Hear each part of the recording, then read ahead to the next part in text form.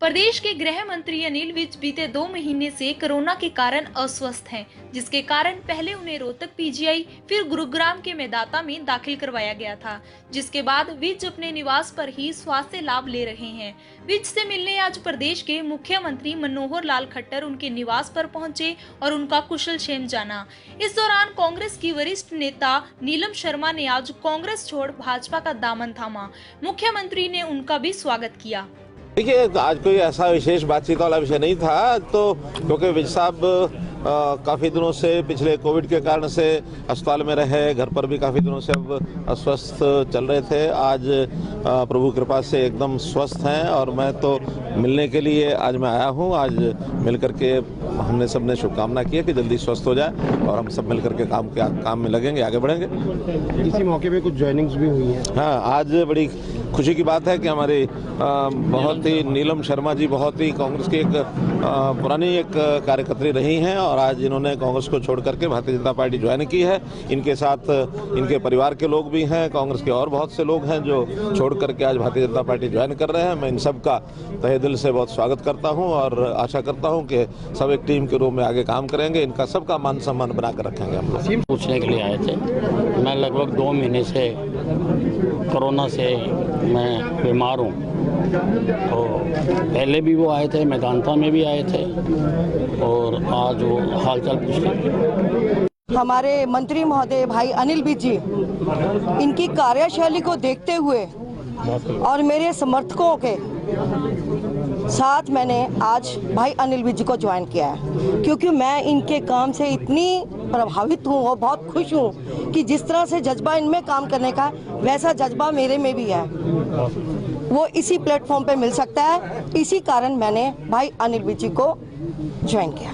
अनिल विज से मुलाकात के बाद मुख्यमंत्री ने पत्रकारों से बातचीत करते हुए प्रदेश के कई जिलों में बीते 2 दिन से ठप पड़ी इंटरनेट सेवा के सवाल पर कहा कि हमने जो व्यवस्था हमेशा की, कांग्रेस पूरी उम्र यह नहीं कर सकती, लेकिन किसान आंदोलन में 26 जनवरी के बाद बनी परिस्थितियों के बाद कांग्रेस का जो रोल रहा उसकी निंदा की जानी चाहिए।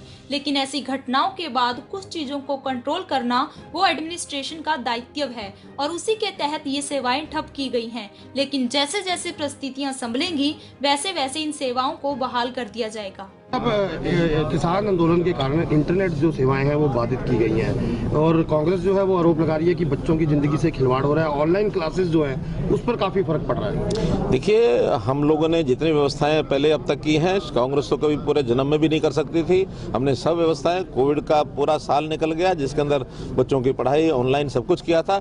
लेकिन जिस प्रकार की परिस्थितियां अभी 26 जनवरी के बाद बनाई गई हैं और उसमें मैं समझता हूँ कांग्रेस ने भी उस सारे में अपना जो कुछ योगदान किया है वो बिल्कुल भी जिसको कहना चाहिए उसकी निंदा की जानी चाहिए। लेकिन इस सारी घटना के बाद चीज़ों को कंट्रोल करना, रोकना ये एडमिनिस्ट्रेशन का काम होता है। एडमिनिस्ट्रेशन ने अपने कुछ फैसले लिए हैं, उन फैसलों के कारण से वो इंटरनेट बंद रखना ही शायद उचित था।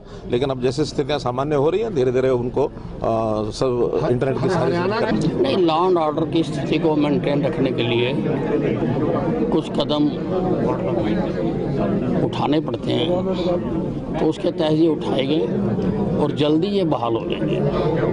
मुख्यमंत्री मनोहर लाल से जब हरियाणा के किसानों पर कार्रवाई को लेकर सवाल किया गया तो उन्होंने एक बार फिर किसानों द्वारा चलाए गए आंदोलन को अनावश्यक बता डाला और कहा कि लोकतंत्र में सभी को अपनी बात रखने की आजादी है और बीते रोज प्रधानमंत्री ने भी बातचीत से रास्ता निकालने की बात कही है, तो उन्हें लगता है कि जल्दी से रास्ता निकल जाएगा।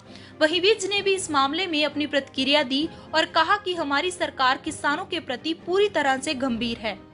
देखिए, ये क्योंकि ऐसा एक आंदोलन किसानों की ओर से उनके नेताओं की ओर से चलाया गया जिसकी कोई बड़ी आवश्यकता नहीं थी, फिर भी चूंकि उन्होंने किया है। लोकतंत्र में हर एक को अपनी बात कहने का, बात उठाने का एक स्वतंत्रता होती है। उन्होंने एक बात कही है, बातचीत के माध्यम से मुझे लगता है सारा सुलझ जाएगा। प्रधानमंत्री जी ने स्वयं कल एक ऑफर की है कि बातचीत के रास्ते खुले हैं, आ जाएं, बात करें और उसमें से रास्ता निकालेंगे। मुझे लगता है जल्दी रास्ता निकल जाएगा।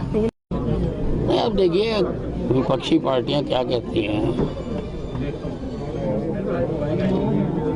इससे कुछ फर्क नहीं पड़ता है। हमारी सरकार किसानों के प्रति पूरी तरह से गंभीर है और प्रधानमंत्री जी ने भी कल कहा कि एक टेलीफोन की दूरी पर हूँ मैं, जब चाहे बात कर सकते हैं।